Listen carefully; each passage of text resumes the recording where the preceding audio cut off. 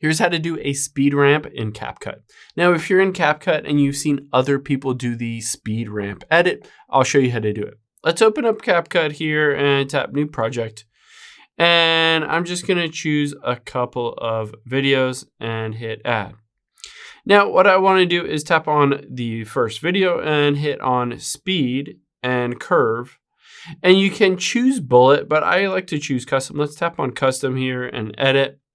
And we're going to bring the beginning and the end super fast. And then we're going to bring this middle part a bit slower, something like that, and hit check mark. Now let's go over to the other clip here and we'll do the same thing. Custom, edit. We'll bring the beginning and end super fast, and then we'll make the middle a bit slower. Now that we've done that, we can hit the check mark, and we're going to also add a motion blur. But first, we'll just hit this export button and export this, and then we'll just bring it back in. So let's hit done and new project and bring in that video I just added.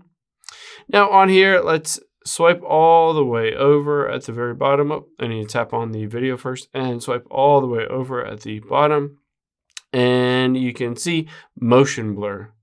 Now I'm going to bring these all the way up, the blur and the blend, and hit the check mark. And it will go through the process of applying this motion blur.